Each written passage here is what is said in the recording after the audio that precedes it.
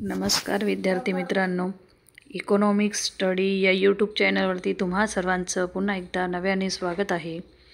आजच्या आपण या लेक्चर्समध्ये पाहणार आहोत संपूर्ण सामान्य ज्ञानावर आधारित छोटीशी क्विज पाहणार आहोत। ती आपली 20 मार्काची किंवा 20 क्वेश्चनची असणार आहे। आलं लक्षात? तर अधिक वेळ न वाया घालता आपण आपल्या या आजच्या लेक्चरला सुरू करणार आहोत।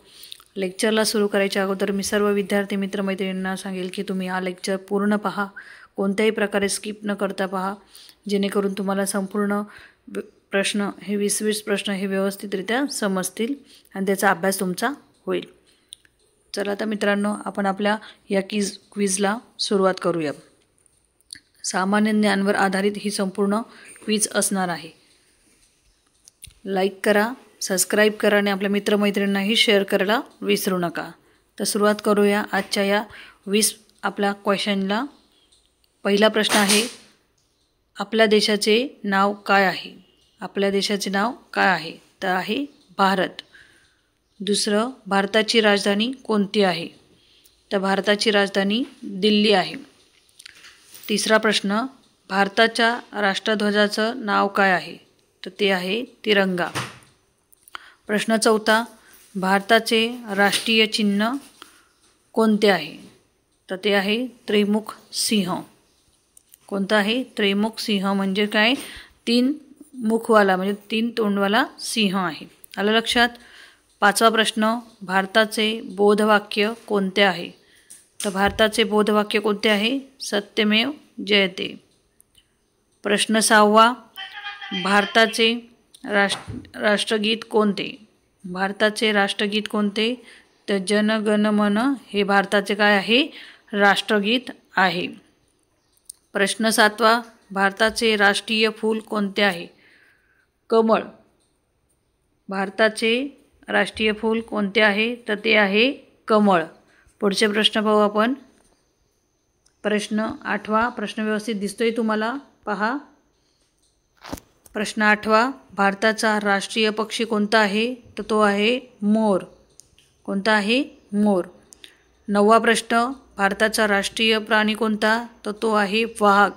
कोणता आहे? वाघ। 10वा प्रश्न, भारताचे राष्ट्रीय गीत कोणते? तर भारताचे राष्ट्रीय गीत कोणते आहे? वंदे मातरम। प्रश्न 11वा, भारताची राष्ट्रभाषा कोणती आहे? तर भारताची राष्ट्रभाषा कोणती आहे? हिंदी। कोणती आहे? हिंदी। प्रश्न पुढचा, भारताची राष्ट्रीय लिपी कोणती? तर भारताची राष्ट्रीय लिपी कोणती आहे? देवनागरी। कोणती आहे? देवनागरी। पुढचा प्रश्न 13वा प्रश्न, भारताचे राष्ट्रीय फळ कोणते आहे? भारताचे राष्ट्रीय फळ कोणते आहे? तर तो आहे आंबा। कोणता आहे? आंबा।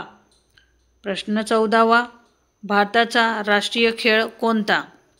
तर भारताचा राष्ट्रीय खेळ कोणता आहे? हॉकी। कोणता आहे? हॉकी।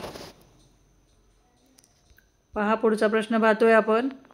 प्रश्न 15वा, भारताची राष्ट्रीय नदी कोणती? काय प्रश्न आहे? भारताची राष्ट्रीय नदी कोणती? तर ती आहे गंगा। कोणती आहे? गंगा। प्रश्न 16वा, भारताचा राष्ट्रीय वृक्ष कोणता? भारताचा राष्ट्रीय वृक्ष कोणता? तर तो आहे वड। कोणता आहे? वड। प्रश्न 17वा, भारताचा राष्ट्रीय जलचर प्राणी कोणता?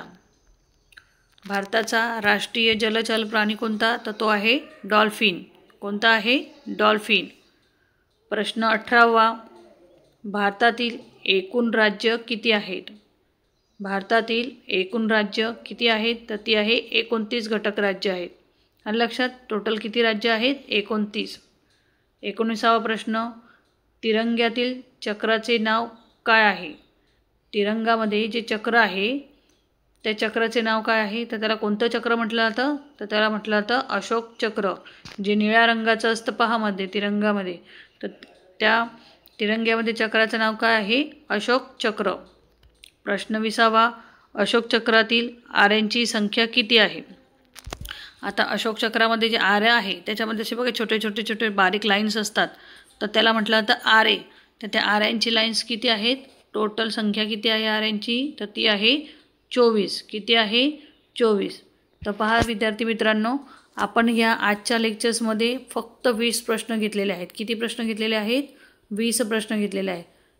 एवढे 20 प्रश्न किंवा कमी प्रश्न किंवा सोपे प्रश्न घेण्याचं कारण असं होतं की भरपूर वेळा हेच छोटे छोटे आणि सोपे प्रश्न आपल्याला परीक्षेला लिहिताना अडचण निर्माण होते. भरपूर वेळा कोणाला येत नाही की नक्की आता एवढा तिरंगा माहिती असतो तर तिरंग्यामधल्या आरांची नक्की संख्या किती ही आपण कधी मोजलेली राहत नाही. त्याच्यामुळे तिथेही प्रॉब्लेम होतो. म्हणून सोप्यापासून कठीणाकडे असा विषय लक्षात घेऊन मी आज जे प्रश्न घेतलेले आहेत 20 प्रश्न की जी छोटे छोटे म्हणजे आपण त्याला काही विचार करत नाही की याच्यावरतीही प्रश्न विचारले जाऊ शकतात, हा आपला मोठा प्रश्न असतो.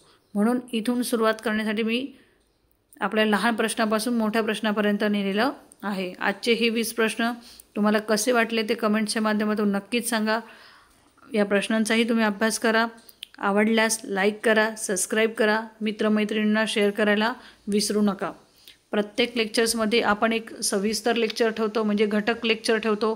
एक आहे ते सेट नेटवर किंवा UPSC MPSCच्या आधारावर ठेवतो आणि एक लेक्चर आहे ते सामान्य ज्ञानाच्या याच्यावरती आधारित आपले लेक्चर्स असतात.